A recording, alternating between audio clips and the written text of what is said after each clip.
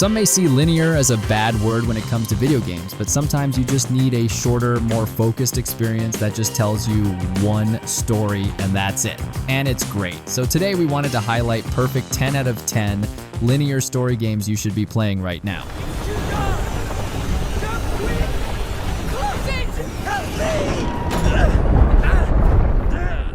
At number 20 is A Plague Tale Requiem. We're starting this list off strong with, well, a game that many consider to be one of the best examples of what we're looking for here. It's a sequel to A Plague Tale: Innocence. Not quite as good as a story, still good though. Like, between the two of them, I think it's pretty definitive. These are the best linear, third-person, story-focused action-adventure games of the last decade. You control Amicia, a French girl trying to protect her brother Hugo from plague-infested rats, evil inquisitors, and other various misfits. Requiem improves on the lovely but very janky original while leaning into its gorgeous scenery and compelling narrative. I would definitely call gameplay an improvement, one that does not entirely eliminate the jankiness but goes a long way in doing so. Although, to be frank, I'm not sure that I actually would want the jank to be completely gone. Some of it adds character. Either way, if you're looking for something along the lines of Uncharted, except a little more down-to-earth and serious, A Plague Tale is perfect. Well, except for the whole magical plague rats thing, but that's the only ridiculous part, and it doesn't really go overboard anymore. Anyway, the voice acting is phenomenal. The story always stays riveting because it's short and to the point, and I mean, it's about what you would expect from an indie studio. Like I said, this is an indie studio punching way above their weight in so many ways. They do a really great job of making this game so compelling that if you give it a chance, it's probably going to suck you in, and you'll finish it in a few sittings, if not all in one.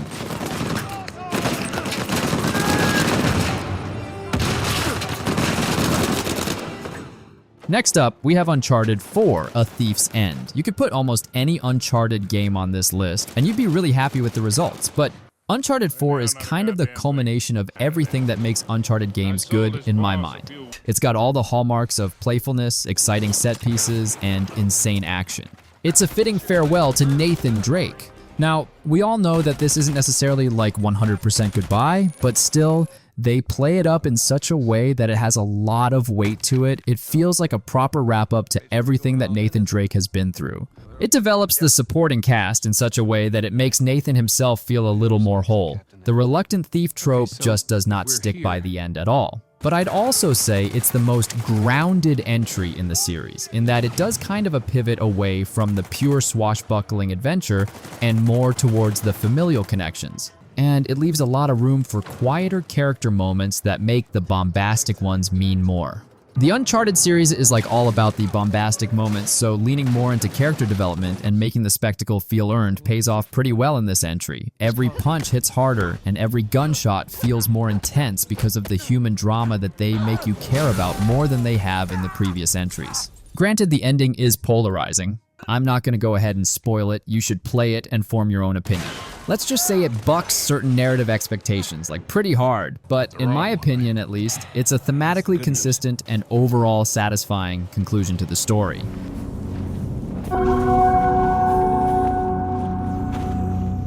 Coming in next, we have Journey. I mean, it's a short game. You could probably beat Journey in about 2 hours, but it's a powerfully emotional experience, and it's one that can really leave a big impact if you let it. I think it's important to understand what Journey is going in, at least on some level. If you're trying to play a game-ass game, this is not exactly what it is. The whole idea of the game is pretty minimalist. You're kind of supposed to be projecting a lot of yourself into it. There's less storytelling than in the other games on this list, and that makes it a little bit more unusual, especially for this one. But even as that case, it's one of those games that you kind of have to talk about. It's beautiful, the music is captivating, and the exploration of this mysterious landscape is just a very unique experience for the time. There are plenty of games that are in some ways like it. If you were to play Journey now, it might not hit the same just because other games have done things a little bit like it. But for a standalone video game narrative at that time, it was a pretty big departure. What really sets Journey apart is its online component. Players can randomly encounter other travelers on their own journeys, and you're not really even able to talk or communicate, just kind of there. But to be completely frank, I would go back and replay Journey once in a while just to remember all these things. Like I said, there are games that do some version of this nowadays, but the original is still unique.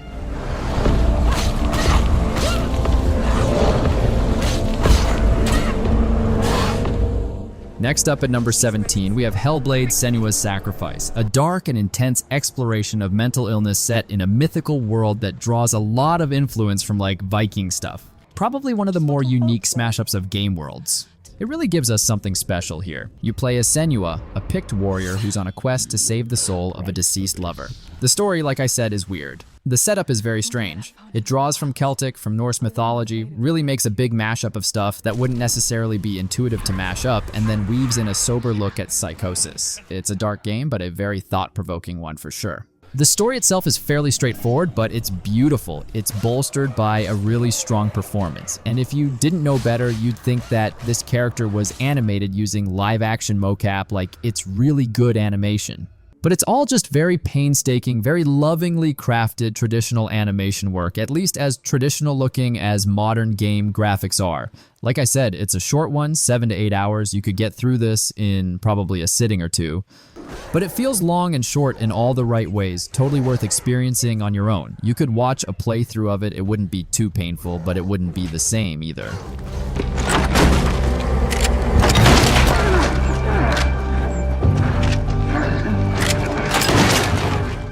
Now moving to number 16, it's Little Nightmares 2. It's a game that doesn't even pretend to have an open world, or even semi-open for that matter. It's completely linear, like to the point where the original was more like puzzle rooms or something like that. Now, it's not a complaint at all. I'm actually trying to go in the opposite direction with this. I actually think it's kind of refreshing at a certain point to see a game that's a tightly crafted experience and doesn't pretend to be more than what it is. When you play Little Nightmares 2, you are meant to be telling the story the developers want you to experience. That's why it's so captivating, partially at least.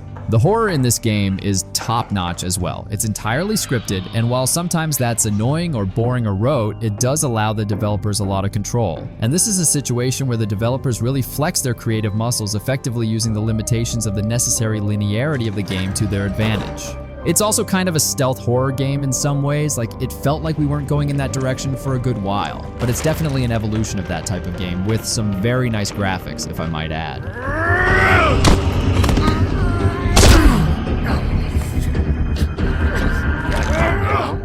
Coming up next, as long as we're talking about linear stories, we can't not talk about Telltale's The Wolf Among Us. Yeah, it's kind of a cheater's one here. There's branching paths and multiple endings. It's one of those games. But when you actually play it, it is a pretty linear story. It presents itself as choice-driven, but everything ends the same. Regardless of your decisions, they're kind of window dressings to give players some sense of agency. But the narrative actually just kind of keeps going. I mean, kind of along the lines of what you were probably expecting to. And to be frank, I wasn't all that mad at it, and it's actually a pretty engaging narrative, and it's not like everything is not affected by your decisions. Obviously, different lines of dialogue. I mean, it's an adventure game, so there's puzzles and stuff. There's obviously variables that happen in other adventure games that happen here too. But I mean, there's also decisions that change some character dynamics or various other variables that matter less than the overall story. But it also makes multiple playthroughs kind of interesting because there's things that change it that don't change at all. So when you go back and do it and make a different decision in a place that's not going to change the outcome, it can be interesting to see. The storytelling is where it's at for this one. It's essentially a great crime story set in the universe of the Fables comic series. You play as Bigby Wolf, and yeah, I said Bigby, not Big Bad Wolf. Bigby is the reformed Big Bad Wolf, who's now a sheriff at a place called Fabletown, you know, where fairy tale characters live in sort of a noir mystery world. It's strange, but it's awesome. It's a strange game, but it's also got a great atmosphere if you're into noir stuff, and I am, so I enjoy the heck out of it. Officer? Now at number 14, we have Telltale's The Walking Dead. You probably knew this one was coming. Yes, it's exactly the same setup. It's also one of those games that, I mean, it's really tough to get through story-wise. Your choices do actually matter a lot more in The Walking Dead, but the main beats of the story actually just stay the same no matter what you do.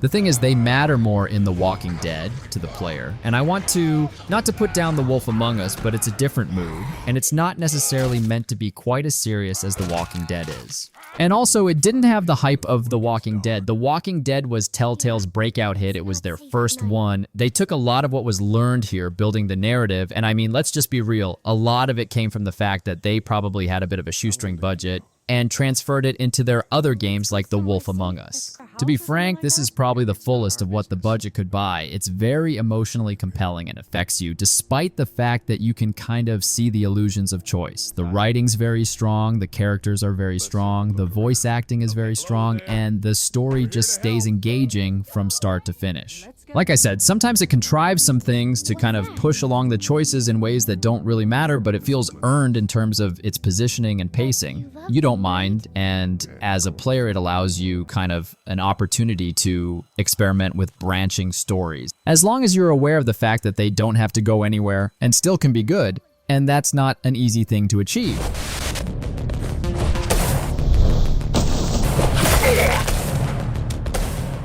Next up, we have Ghostrunner.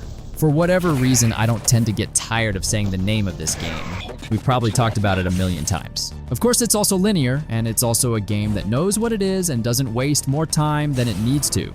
It's a game that, instead of open levels, is content to have you running, parkouring, and chopping enemies down in bite-sized chunks before getting back to the story. It's kind of the best take on Mirror's Edge that we've got, but I would also say that it probably wants to be taken more seriously than Mirror's Edge did too. It's kind of like taking Mirror's Edge more seriously and also making it badass. It's about a titular mechanical Ghostrunner who is now the last line of defense against a supervillain with a super weapon in some cyberpunk dystopia. I mean, the game's like barely less than 10 hours, and it's really all killer and no filler, just full of memorable moments and sequences and set pieces. Some of them are really creative, and there's an addictive level of platforming gameplay with a story that isn't necessarily the most original thing you've ever heard or experienced. But, you know, it's told really well, and speedrunning Ghostrunner becomes just not linear, but it actually becomes part of the fun of it, doing it in a linear fashion. The game encourages you to replay levels and go faster and try different strategies.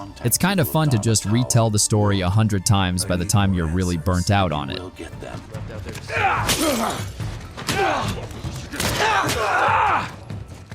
Coming in next, at number 12, we have The Last of Us Part 1. I mean, we gotta talk about The Last of Us here. It's probably where everybody's brain went when I said the word linear games at the start. Everybody talks about it for good reason, for so many reasons. Sometimes it gets a little bit more praise than I honestly even think it deserves, and I think it deserves a lot of praise, so I don't want to dwell on that too much.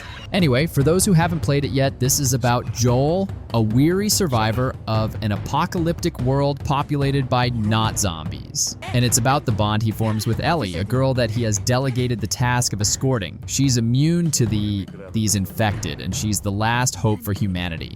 The game's set pieces are memorable. Usually, I complain about forced walking sections in most games, but The Last of Us has something that makes some of those exploration parts actually feel as important as the action parts. And that's why I think the pacing in The Last of Us is actually very good. And it's kind of this series of focused linear sequences that otherwise would feel like a detriment to the game. Now, I'm not going on to 2 in this entry, but everybody kind of knows my opinions on it. But the whole point is, the first one is just perfect for me. The environment, the plot, the characters, everything just comes together in the right place at the right time.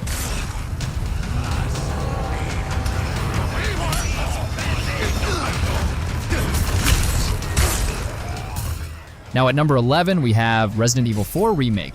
Actually, every Resident Evil game is essentially linear, and you could very well put any one of them on this list. But personally, Resident Evil 4 strikes the best balance, fully embracing its more action-oriented direction, but masterfully retaining the horror elements while doing so. The original Resident Evil 4 as a story is great and total cheese but great, and the remake does a little better, a little. It doesn't go too far beyond the original. Like I said, they kind of struck a good balance in that they retained a lot of the original, but it also added just a bit more of an edge to it. Like when it spreads its atmosphere thick, you're really in the moment. While the interactions aren't exactly tornadoes of charisma, they manage not to detract from the game, which, I mean, a lot of the previous ones did the exact opposite of not detracting. They were so cheesy it was distracting.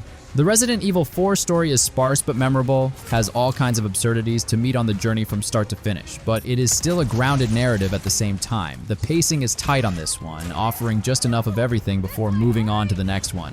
As much as I love the other Resident Evil games and how weird they get, this one has really the best kind of story, and it's a lean, mean narrative machine.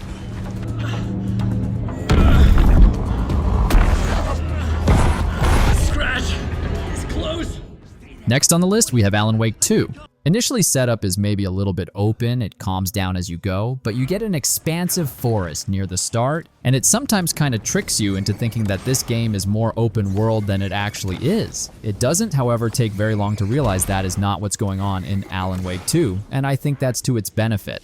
The sequel successfully brings back what made the original game so iconic while shifting to survival horror, and between the multiple characters and the shift in tone, although the tone shifts without feeling like one thing's bad and one thing's good, it's enough of a difference from the first game to be engaging while it is innovative and different.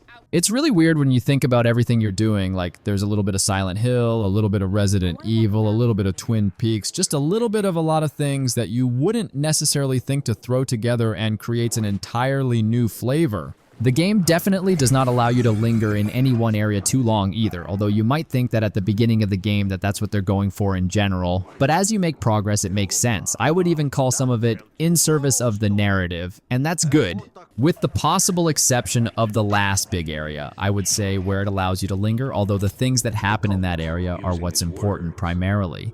And like I said, it's entirely in service of the plot. Everything in this game feels like it builds toward that headstrong run to the finish line. And it keeps the momentum going on a type of story that your instinct would be to kind of linger on.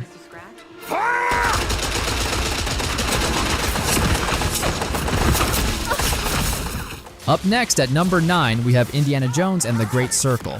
If you loved Uncharted 4 or pretty much any of those types of games, you'll definitely love this. It's basically Uncharted, only where you get to play as, Indiana Jones, so actually the prototype for Nathan Drake and something way better. It's an exciting safari adventure story, really leans all the way in. The voice actor for Jones has done a great performance, and thankfully the story is good enough, and, it's an Indiana Jones story. Everything that these games are supposed to emulate, like Uncharted or some of the ones from before, comes from this kind of stuff. And let me tell you, it is a refreshing taste from the source.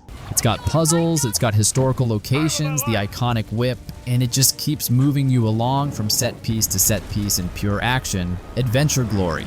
Like Uncharted 4, it's a linear game that's got an epic sweeping story. It knows exactly how long it needs to be and doesn't really want to be anything more or less. Does it reinvent the wheel? Well, no, but why does it have to? It's been a long time since a good Indiana Jones game, but Indiana Jones employs a lot of wheels. I mean, it's a Jeep adventure type of game, and the wheels don't have to be reinvented. It is peak indie, it is a swashbuckling thrill ride that'll leave you satisfied and, quite frankly, just enjoying the action game for the action game.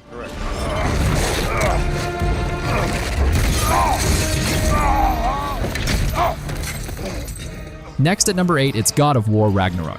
I mean, the most recent God of War games, while they pretend to be a little bit open at times, it's very story forward and sticks to that. There is some branching paths and side missions, but the game never loses you. You never really have a chance to lose interest in the central narrative. It's this big epic story about Kratos and his son Atreus, and the stakes just keep going higher and higher. That it keeps its momentum going pretty much at all times is an achievement on its own. Killing gods and monsters and all that stuff is what everybody plays a God of War game for. But at this point, it's the emotional and thematic component of it that actually makes it something it's worth coming back to, something that when they start hyping these games, it gets me excited.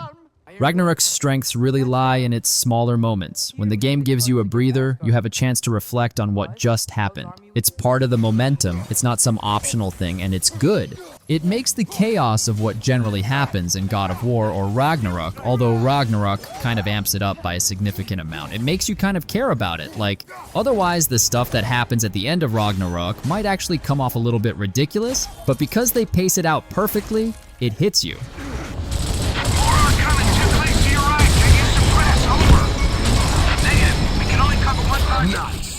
At number 7 is the Gears of War Trilogy.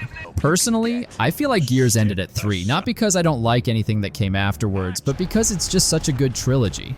It's a series of games, like you have to play all of them at once. They do a good job pacing all of them, so they're not too long, not too short.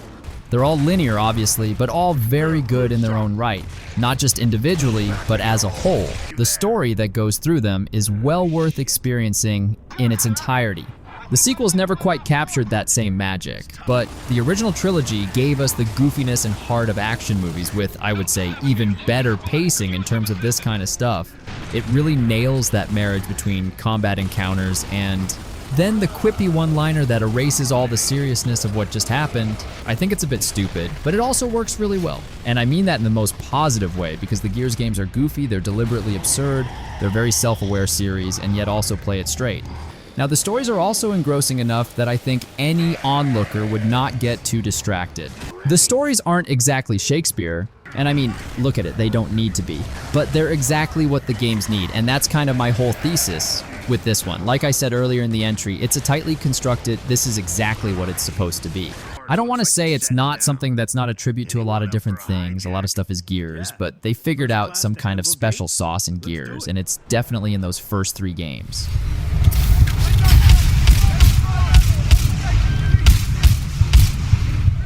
Moving to number 6, we have Titanfall 2. We've talked about Titanfall 2 over and over and over, and probably will continue to do so until the end of time, although it's technically just like an extended tutorial for the game's main multiplayer mode. The single-player campaign is something special here. It's a 10 out of 10, pure distillation of what makes a first-person shooter fun, exactly what you want from a shooter campaign. And its linearity actually kind of helps it because it organizes its momentum in such a way that it just builds and builds. There's only 9 levels in the game, relatively short, but each manages to do something that sets it apart from what comes before or after. Like there's a level that let you get to wall run and parkour through an assembly line that builds entire buildings. The other lets you use a device that lets you swap between time periods. There's a bunch of inventive stuff. The desperate space shootout through a gigantic spaceship in the climax of the game is the kind of stuff I'm talking about. It's an inventive and exciting campaign that's all the more valuable nowadays, given that so many of these games just chuck a story mode. Just throw it in there as an afterthought. The Titanfall single-player campaign probably could have been packaged and sold as its own standalone thing, and I would have told everyone to buy it, because it is so good. If you haven't played Titanfall 2 campaign, what is wrong with you? Go and do it right now. Go play the Titanfall 2 campaign. It is among the best you will play in your life. Stay back! Don't come any closer or I'll jump! No, please, I'm begging you! Now at number 5, we have Detroit Become Human. There's branching narratives on branching narratives on branching narratives. In fact, you know what? I'm not about to discount any single aspect of interactivity in Detroit Become Human. It has the most extensive branching narrative, like multiple story paths and all kinds of stuff. For a supposed linear adventure game, it does make a lot of room for agency, even in very subtle ways. So what's the argument for this on a list like this? Well, the entire narrative is solid and they all converge at the end. Now, it has more endings, so to speak, but it's not wacky different stuff. This is definitely not an open world game. It's heavily on rails, very story focused. It's honestly what David Cage games are, if we're being completely frank. It might even be the best of them, depending on who you ask, but it's got a great premise, an intriguing story, some sequences that are genuinely tense, really start to build the intrigue on not necessarily whether or not you're affecting anything or leading anywhere with the story, but more like what's next. There are thrills to it. It's one of those more eccentric ones kind of before we get fully modern with that type of game. And to an extent, maybe I will acknowledge that modern means extremely polished, less unique. But I don't know, it deserves to be on this list.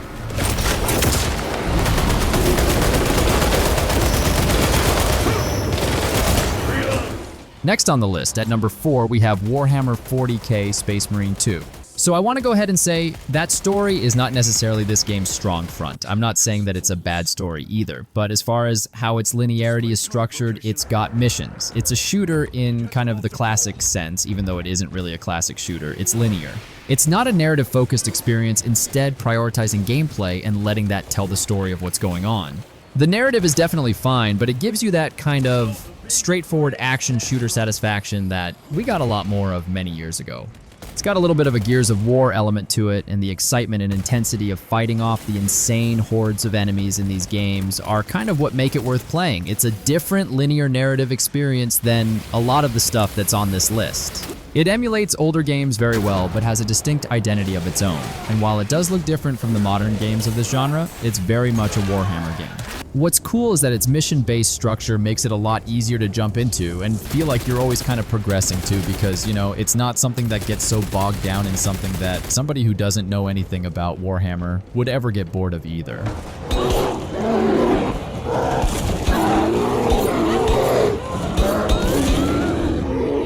Coming in next at number 3, we have Rise of the Tomb Raider. I mean, I hate to compare it to Uncharted, but it is very much the Uncharted, right? The first game was kind of a shaky but overall solid reboot of the Tomb Raider series, and this sequel specifically is a significant improvement on pretty much every front. The story's very straightforward but engaging. As you probably know, Lara is out to follow the footsteps of her missing father, travels across the globe, goes to Siberia, fights the secret group called Trinity, and of course a lot of standard action stuff. But what makes it different from the games before it is that it allows itself to have some downtime. It lets the game rest like the original games did for some puzzle solving in dark, ominous tombs. That's in contrast to the other games, so it has a unique feel despite being kind of the second verse of the same song. There's a good variety of pacing, and Rise of the Tomb Raider is more interested in getting you to the next objective than it is doing anything else. It's got some semi-open hubs, but they're mainly there to give you a chance to rest, refocus before the next action sequence or set piece. They're nice little breaks to do some optional challenges, and I appreciate the story for making room for them. It helps define the new Lara Croft a little bit better because she's not all doom and gloom, all business. Rise of the Tomb Raider is an improvement on pretty much every front versus Tomb Raider's 2013 game, and I like that game. This one does a lot of the same things, but I think assembles them in a better fashion.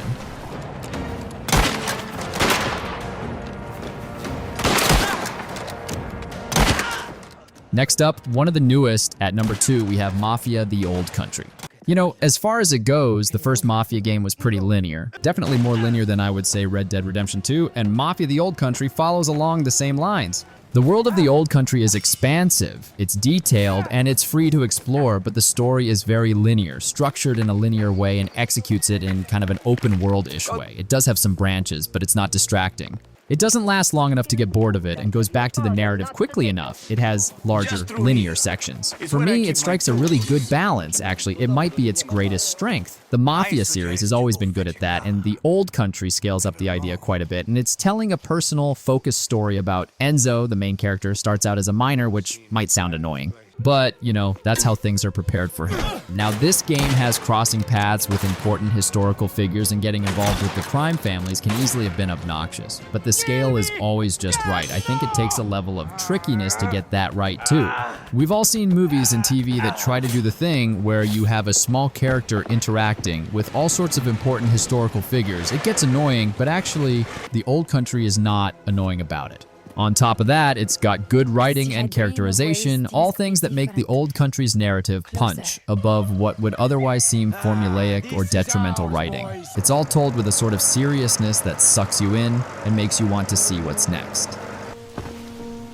Hey, it was you, wasn't it? You're the one who stepped on my hand. And finally, to complete this list, at number 1, it's Silent Hill 2 Remake. Not only is it one of the best remakes in history, but also one of the greatest linear games you can play right now. It's a game you can make arguments for being perfect. Maybe it's not one that you 100% agree with, but it's certainly a game that you understand why someone would make such an argument. On top of that, it's a very unique approach to horror storytelling, and that's something Silent Hill 2 Remake does nail, because it does that storytelling perfectly. It fleshes out the old story and enriches everything. If you played through the original, this is a new narrative experience, not an entirely different experience, but it's the same story told, let's say, from a different angle. It's also a unique experience for somebody who's never experienced Silent Hill 2 for whatever reason. Maybe they couldn't get a copy of it, who knows, who cares, but it's masterful on its own, as well as in the context of being a sort of fleshing out or fleshed out version of a story a lot of us already know. The original game's story is still pretty much intact, with some small but absolutely welcome additions and expansion. The remake might not exactly be as concise as the original, and I mean, it's certainly not quite as mechanically complex as some of the other games I've talked about here today.